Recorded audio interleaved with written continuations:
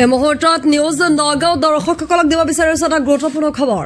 নগাঁৱৰ পুৰণি গোদামত পুনৰ পথ দুৰ্ঘটনা। 127 নং ৰাষ্ট্ৰীয় ঘাইপথৰ উপপথত ৰৈ থকা এখন স্কুটিৰ ওপৰত বাগৰি পৰিল বালি ভৰ্তি তীব্ৰবেগী ডাম্পাৰ। কথাভাৱে প্ৰাণ ৰক্ষা পিতৃ আৰু 4 বছৰীয়া এগৰাকী কণমানিৰ। 4-লেনযুক্ত ৰাষ্ট্ৰীয় ঘাইপথৰ পৰা নিয়ন্ত্ৰণ হেৰুৱাই ছাৰ্ভিচ ৰোডত বাগৰি পৰিল তীব্ৰবেগী ডাম্পাৰ বাহনখন। ক্ষতিগ্ৰস্ত হ'ল AS02 AP 1116 নম্বৰৰ স্কুটিখন। AS02 DC 1497 নম্বৰৰ দুৰ্ঘটনাত পতিত ডাম্পাৰখন নগাঁৱৰ পৰা সামগুৰি অভিমুখে আহি আছিল। তীব্ৰবেগী ডাম্পাৰখনৰ চালকক ৰাইজে কৰায়ত্ব কৰি সমজাই দিয়া আৰক্ষীক। আপোনাৰ হেৰি আছিল আৰু এই আপোনাৰ সাবৱেত আছে, সাবৱেত পাকা ৰাস্তাৰ ইফালে আছে, কিন্তু স্কুটিখনত মানে অকাই পকাই অহা দেখিছোঁ। মই মোৰ ছোৱালীজনীক কোচত লৈ পেলাই মানে যেনে তেনে ছোৱালীজনীক বচাইছোঁ মই, আৰু মই পৰিবাৰক গাড়ী উঠাই দিছোঁ।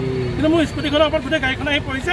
স্কুটিৰ ভিতৰত মোৰ ডকুমেণ্টে গোটেইখিনি আছে, আধাৰ কাৰ্ড, পান কাৰ্ড, মোৰ ATM কাৰ্ড, মোৰ গোটেইখিনি আছে। মই বেংকৰ কাম এটা নগাঁৱলৈ যোৱা কথা আছিলে।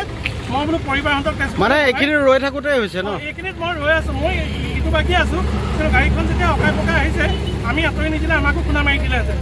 কিন্তু মোৰ স্কুটিখন গৈছে, মোৰ একো নাই বাৰু, মোৰ মানুহকেইটাৰ জীৱনটো বাচিছে। সেয়াই আৰু কি ক'ম আৰু, মানে মোৰ মনত বহুত দুখ লাগিছে আজি।